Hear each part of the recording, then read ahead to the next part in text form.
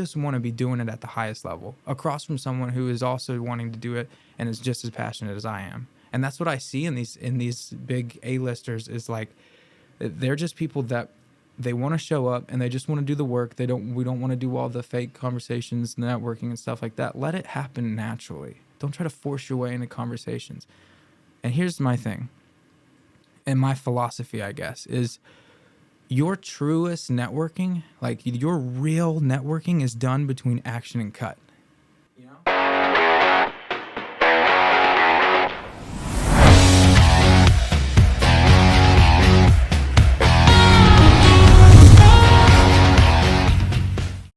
Hey everyone, welcome to today's episode of Talent Agent Talk, where we are bringing you educational lessons and real-life stories behind the scenes of TV and film.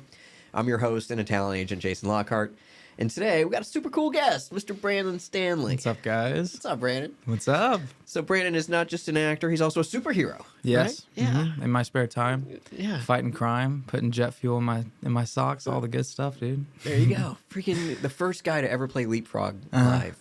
Yeah. What an amazing booking that was. It was cool, man. It's a very fun role to have as like your intro into a world that you've been watching since you were, I was in first grade when the original Spider-Man came out, 2001.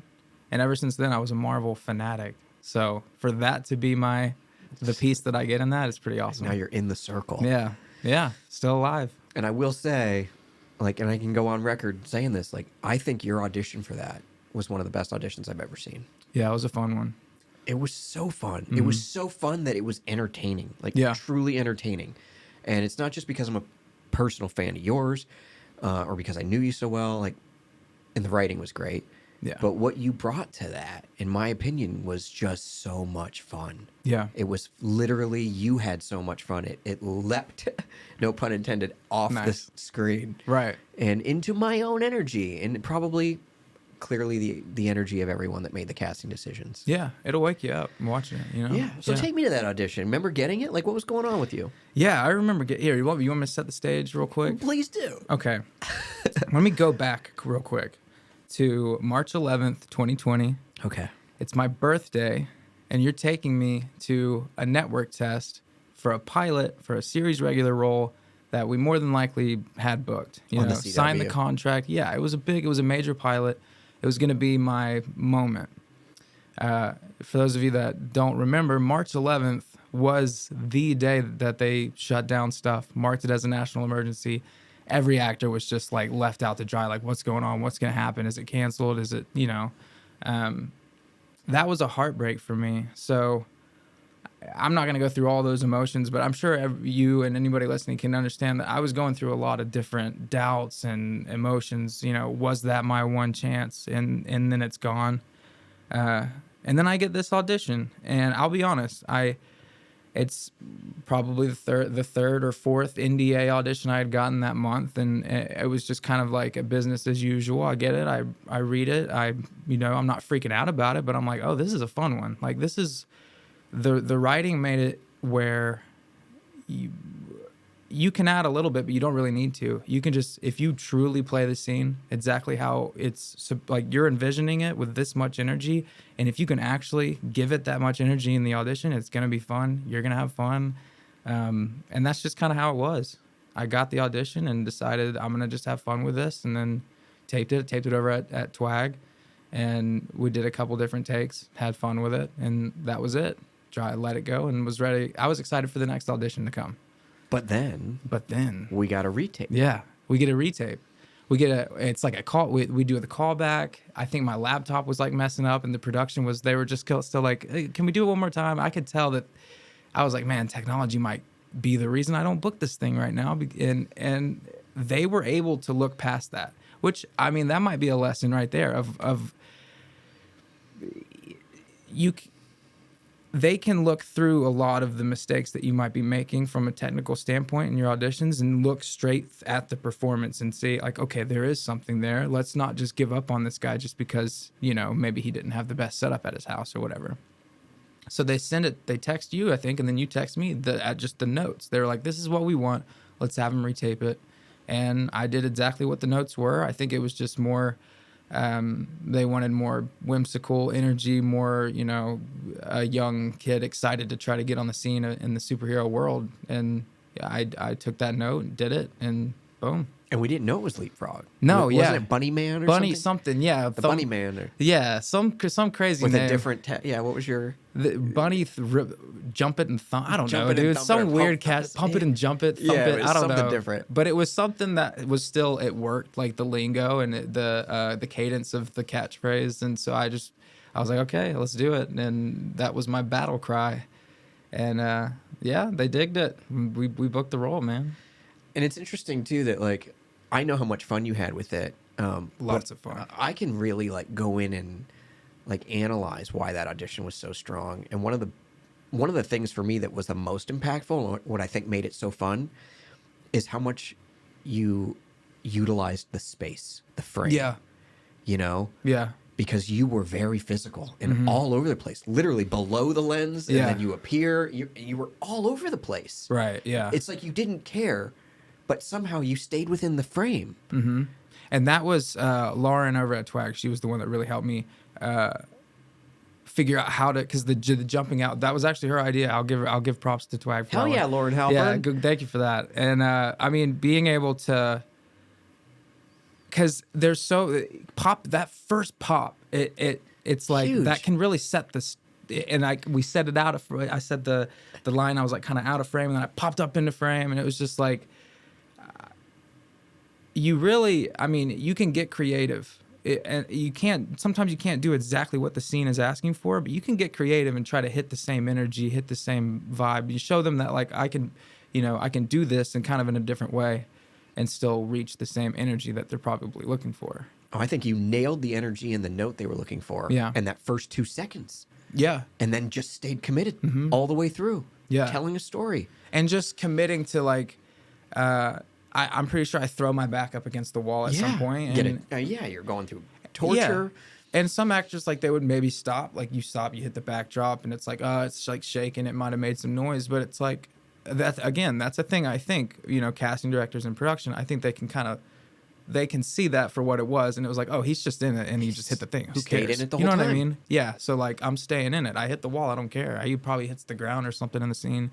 So, yeah, like, you really can use every inch of that frame if you can open up that creative space. Yeah. Yeah. Mm-hmm.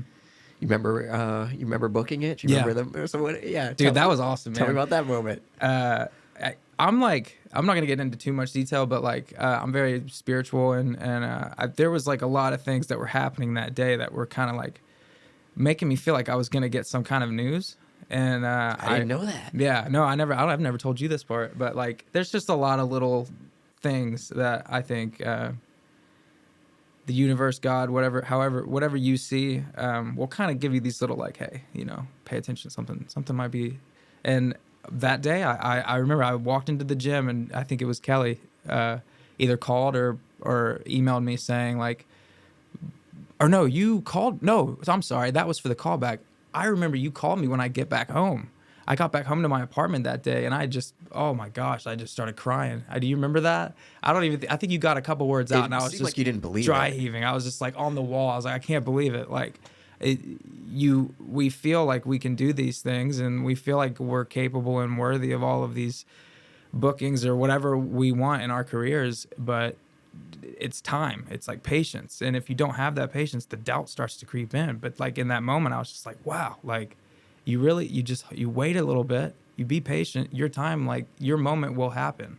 And that's what I felt during that phone call when you called me. I felt like, wow, things really can happen. Things really can work out if you really believe in yourself enough. And yeah, I mean, I know we're talking about, yeah.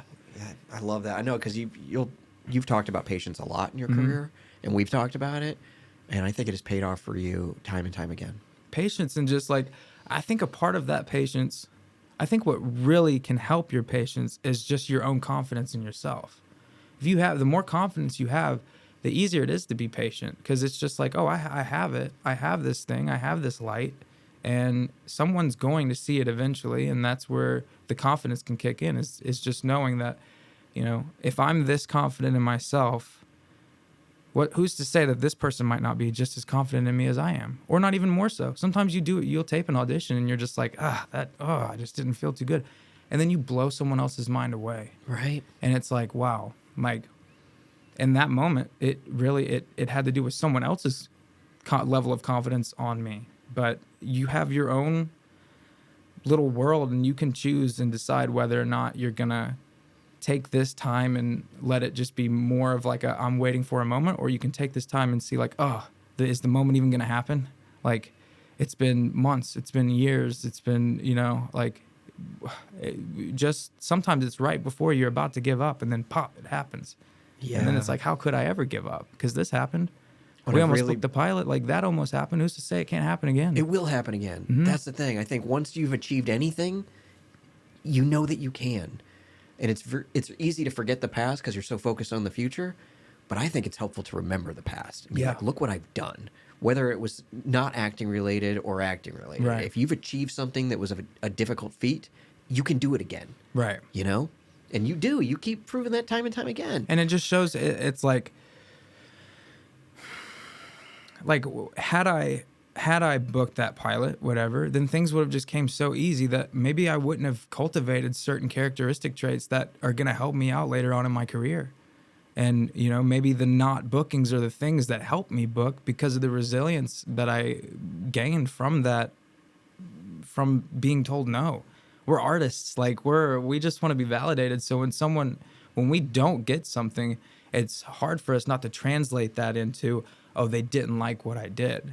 But you can flip it the other way around. And you can decide, oh, I bet you they like this. I bet you like this. This is probably why I didn't get it. It probably went to some LA star. Like that feels good to lose a role to someone that you've watched on TV. Like you don't want to lose the role. I didn't want to lose it, but it's like, oh, I'm doing the right things. My feather is like my hat or whatever is in the ring, with these names and all of that. And that you can take positives from that.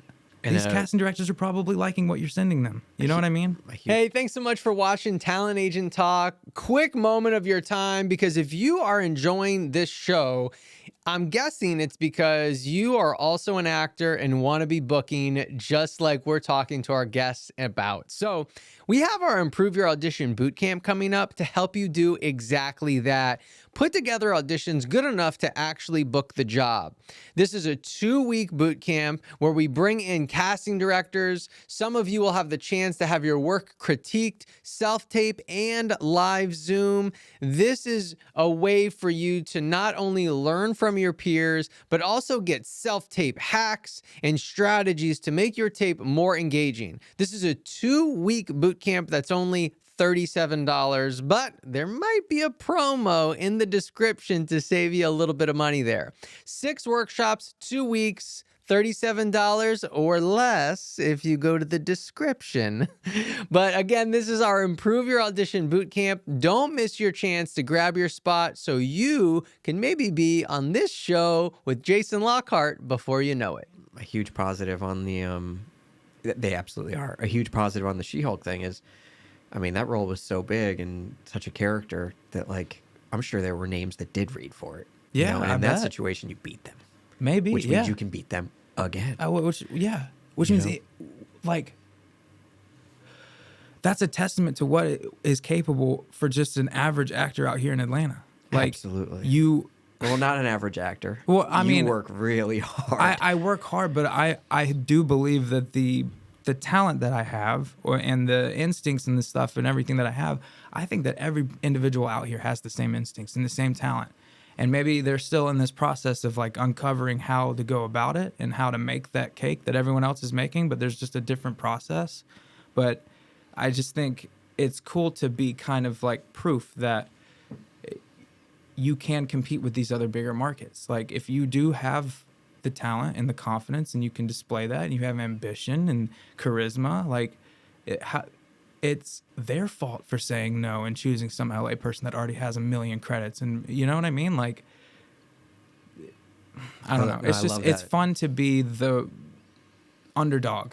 It's like, does that make sense? Like, yeah, but I don't even think about it that way. I just love everything you just said because I'm just so passionate about the Atlanta market too. Yeah. But you're living proof that the best actor sometimes can book the role. Yeah. You had some nice credits in there. I mean, and you've been directed by Clint Eastwood, and Yeah. I mean, you've got some huge things. Yeah. David Yates, like you've got some big people on your resume. But I'm sure that there were a lot of big people vying for that role, and still here I'm sitting across from the guy that won the trophy for that role. Yeah. You got that role. No one else did. And maybe it's Right that out of mindset. Atlanta. Maybe it's the underdog mindset that I have that just keeps me like fighting. You know what I mean? Like waking up every morning to knowing that like you still gotta hustle. It's not over. I'm working on something now that we've been working on for months, and we still have another couple months that we're shooting it. And even then, I'm still like the adrenaline's starting to pump again because we're coming towards the end of it, and it's like, okay, cool, let's get back in the fight. Let's get back. I love that. I love that you said underdog too. Like, Yeah. I've been doing this a long time, and I've never thought about an actor underdog story. But I think that says a lot about you. It also says, I know how confident you are, but you have zero cockiness to you. And I think that underdog fight in you lets me know that you're a tough competitor, but you're so humble about it too. Like you're doing the best you can, but you don't feel like you deserve it. Humble in You the have no sense of ego. humble in the sense of like what I'm doing isn't something crazy. Like what we're doing isn't something crazy. There's firemen out there. There's people overseas. Like what they're doing is like they can be cocky if they want, because they're actually doing something crazy right now. I'm just acting. I'm playing pretend. And I happen to be really good at it. But that doesn't make me anything special in the slightest. What will make me special is the man that I become and the characteristics that I gain through my life, not even just this career. Absolutely. And that'll man. help me out in my career. So who knows? Am I just doing it all for my career? I don't know. But at the end of the day, it involves just being grateful for where you are right now in this moment, and being humble and realizing that, I might be good at this thing, but this person right here is probably way better than, there's always going to be someone that's just way better than you. And not that it's a beat them out type competition, but it is a very, very competitive market. And if you're not subjective. confident in yourself, it's to almost to a delusional point, then you might get eaten alive. That doubt and that impatience will creep in, and it'll start to eat you alive, because everyone's going to get told no. Everyone's going to make mistakes. It's one And of the hardest industries in the world to make Yeah. consistent income, oh yeah, don't do this for the money. Don't do this for the money, guys. Like you do this. The money can be nice. The money can be nice, and it is there, and it's ready for you whenever it's your time. But if that's why you're doing it, then it's going to be really tough, because you're not going to get that immediate, instant gratification that a lot of other careers and even just sports, like you get to see the progression happening right in front of you. Weightlifting, whatever, you get to see the progression. But in this, you don't really necessarily get to see the progression. It just happens. And it might not be uphill. It might not be linear. Right. It's all over the place. Yeah. Like 1 week, it's been you're down on yourself because it's been 2 years since you've even been on a set, and then the next week you're on a set working, and you're like, wow, I'm doing it. It's just such a roller coaster, but you can completely take yourself out of that roller coaster mentally if you decide to, and if you have that level of confidence. So speaking of being on set, like from the She-Hulk set, Oh yeah. like tell me a little bit about the experience. Like what did you learn or gain from the people you were around? I mean, it was the A-list level of the industry. Yeah, I mean, and I was working with A-listers. I mean, Tati She-Hulk, Emmy award-winning actress. She was very, very insightful, and it's everybody on that set. It was crazy. Like everybody, I got along with pretty much everybody on that set, and they kind of took me in, and I learned a lesson from just about everybody. But something that I will always stick to me is one day we wrapped for the day, and I was shooting with Daredevil, Charlie Cox, star, especially in the UK, across overseas. He's a massive star. And he just is like, hey, you want to grab lunch? And I'm like, oh, wow, yeah. Like, who would ever say no? I mean, I can sit here, just being around you, I feel like I'm becoming better. And we sat down, and he gave me so much insight. And I guess the main lesson that I really learned was you kind of want to make mistakes on a set. If you go through a whole shoot and you don't make one mistake, you didn't grow. How are you going to learn? Like this is such a, like, there's not very many classes that can teach how to really honestly navigate a set and how to really honestly navigate this industry. It's so reliant on instincts and confidence, again, like we were talking about before. But in order to like really grow, really get something from a booking, I mean, of course, we'll get the footage, it'll be on the reel, and it'll help you guys out. But for me personally, I need to make some sort of mistake so that I can learn from it. And on that set, I made a couple mistakes, and he pointed it out to me, not in the sense of like correct these, but just like keep doing what you're doing, and you're going to keep learning these little things that you're doing, these little technical things that you're doing. You know, what's the difference between how I should perform whenever it's my coverage versus their coverage? And like, should I save this energy and give them the big pop once it's my coverage? Just kind of technical stuff like that. That's awesome that he took the time. Yeah. He clearly saw something in you and Yeah. wanted to Oh, spend, yeah. he chose to spend that quality time Yeah. with you and wanted to teach you something. And it was the sense of, it was like he showed me his trailer and stuff, and it wasn't like oh, look what I got. It truly, throughout the course, because I'm not just going to talk about our whole conversation, but throughout the course of the conversation, I was getting the sense that he was saying, look what's in your future. Look what's possible. Look what's possible. And I remember sitting there, and he was telling me, I want this thing. Like, look at The Rock. I want to be working like this guy. Like, I realized, oh, we're always trying to get better. And that's what makes someone really good, is they're never just going to settle and be like, oh, I've made it. I'm complete. This is it. The best of the best, they're still like, oh, how could I have done that better? Like, let me watch that back. Like, man, like, I can't wait to do this next scene tomorrow and try to give him a little bit more, you know? Yeah. I'm excited for him to see what you're working on now. Yeah. You know, yeah. Now I can't say too much with Yeah. NWAs, but I can say that you're still in the superhero universe. We would be working talking for about like this 6 today. months. Yeah, we would be talking about it now if we could. Yeah. Can you, without saying any specifics about the world, can you at least share maybe a lesson that you've learned working 6 months on a massive set? Something that our aspiring actor audience might gain from your experience? Yeah. I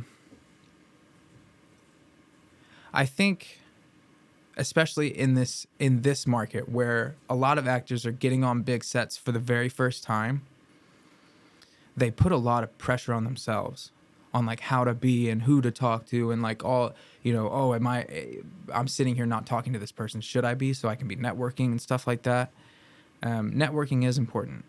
I'm not saying it's not. And networking can be done in so many different ways. Networking can be done just by being a cool person to be around, by being funny, goofing off, like not being unprofessional, but making light of the fact that we're all just a bunch of people telling stories. Not trying to purposely Not network. trying to be anybody in front of anybody. And maybe it's a mental block that I have, but like for me, I don't care who you are. I don't care if you're some massive star that I'm acting across. I just want to be doing it at the highest level, across from someone who is also wanting to do it and is just as passionate as I am. And that's what I see in these big A-listers, is like they're just people that they want to show up and they just want to do the work. We don't want to do all the fake conversations, networking and stuff like that. Let it happen naturally. Don't try to force your way into conversations.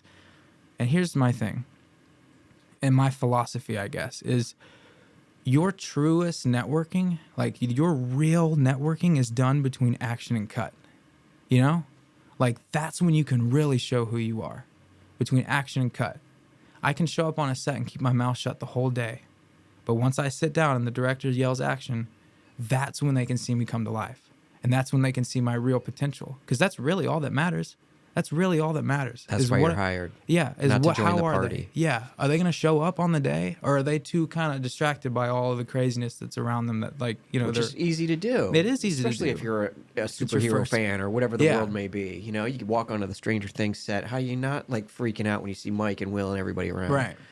And that's how it kind of felt like the project I'm working on now. I'm a fan of this show. I watched the first season of this show and I loved it. And so being on this is the first time I've ever been on something where I'm around a bunch of people and they're in the characters that I love so much. But I had to remind myself, like, I developed a relationship with these people through the screen. They don't know who I am, and they're also not the person that they were on the screen.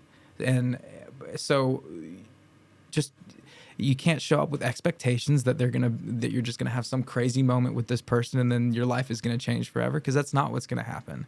You can just show up and do really good work, and then the producers and the directors are gonna watch it back, and then they'll come up and talk to you. And honestly, those are the people that you really want to be networking with. And then they want to network with you yeah. because of your talent and, Right. and your work and how focused you are. And then maybe you'll get more coverage. Maybe they'll add you in another scene. Maybe they won't kill you off. Who knows? Who knows? There's anything can happen if you really put your focuses on the right thing. And the right thing is truly, when it all boils down to it, is what are you doing in between action and cut?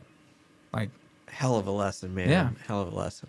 and One of the best I think we've had. Yeah, I'm not some crazy like flowery, not crazy. Crazy is not the right, but I'm not like a very, what's the word, bubbly, approachable person. Not that I'm not nice. I just have that kind of aura to me, I guess. You're focused. Yeah, I'm focused, and I think they respect that. I really do. I think they're like, oh, he's when a director comes up and they give me a note. I'm kind of going off topic, but when a director comes up and they give me a note, they give me the note, and I'm not going to sit there and take the note and then use that as an opportunity to try to continue to have FaceTime with this director.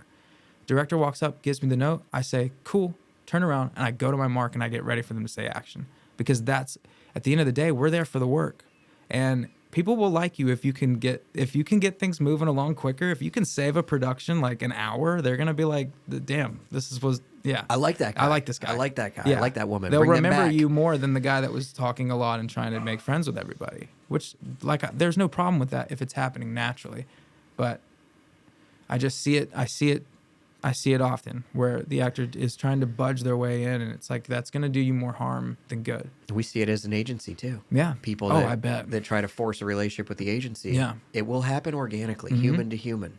Even You know this what I mean? even this relationship. I mean, that it goes back to that. It's like I wasn't trying to be this big presence in front of you guys. I just knew you send me the work, you send me the audition, I'll show up and I'm gonna tape it and it's gonna be good, and through that we'll develop a relationship. And it's so good. I like talking about it. And now we hang out and organically. Yeah. It happened organically. Yeah. Well, dude, one last question for you. Because I feel like we could actually sit here and talk forever. Yeah, I know. But Jeez, this was great. I'm just curious if you know, you got a dream role. Is there something out there? I feel like I yeah. know what it might be, but I'd love to hear you get passionately into it. I have two parts to that. The first part is very simple, and that is whatever will use me the most efficiently. Whatever I like, because I don't even know what my perfect role is. My dream role, I guess, is the perfect role that I'm for, and that's up to the casting directors and y'all to decide what really is that perfect role. But it's there, and I'm ready for it. But then the other part of that answer is my real, just like a passionate role that I would love to do. It's just something that involves a lot of the things that I've done in my life. You know, I wrestled, grew up doing combat sports. I just have a different side to me that I think I can add to a character that maybe a lot of other actors couldn't. And something that can utilize my abilities as an athlete, my abilities as a fighter, just everything that I've done growing up, I would love to use through this art form. And just anything that can use stunts, you know? I love I feel doing my so own stunts. confident that's going to happen for you. Oh, I mean, it almost has so many times. Yeah. It goes back to, you know, it's almost happened, so it probably will almost happen again. And Yeah, and then it will. yeah, but like you keep setting the plays, man. You're like my offensive coordinator, dude. Like you set the play, and you trust that if you put the ball in my hands, I'll go out and you know, maybe it won't be a touchdown, but the casting director watching it will be like, that was a hell of a throw. The kid's got an arm. Like, we can't deny that. You know what I mean? I 100% know what you So mean. yeah, maybe that's another lesson. Is just each audition there is an opportunity to just show yourself to casting in a different light. It's not really necessarily about booking it. But I agree. yeah, A good audition can never be unseen. Yeah. And I love saying that because it's so true. yeah. Yeah. Dude, for being here, I do have a gift for you. Oh, If you want to reach in the Star Wars bag from Sarah and okay. pull out a car. I'm not allowed to look, right? Not allowed to look, no. You want a free car, but you don't get to pick it. I want a minivan. Is there minivans in I here? don't know if there's a minivan in there. We got a Porsche, baby. All right. Ooh. A yellow Porsche. I'm gonna get this repainted green. It's beautiful. Nice. I've made it. Leapfrog I've done in it. his green Porsche. Yeah.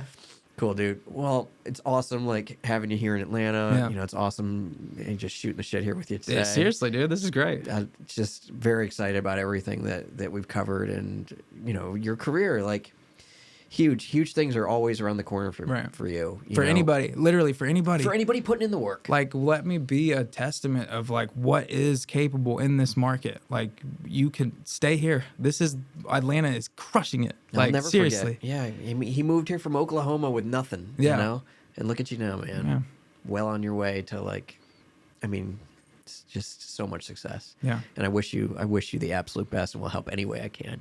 Well, you're doing a great job, brother. Thanks, man. Well, thank you so much for being here. Thank you to everybody for tuning in. If you have an exciting booking story with a lesson that you learned, feel free to pitch it directly to us. It's talentagenttalk@gmail.com.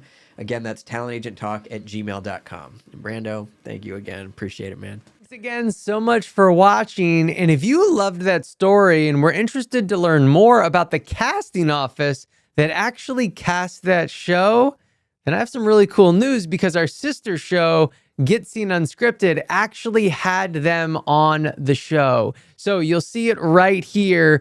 Do not miss that episode. Over an hour on one-on-one with that casting director, talking about things that they like, don't like, to help give you the edge in your next audition. So thanks again so much for tuning in and watching. Make sure to subscribe if you haven't already. We'll see you on the next one.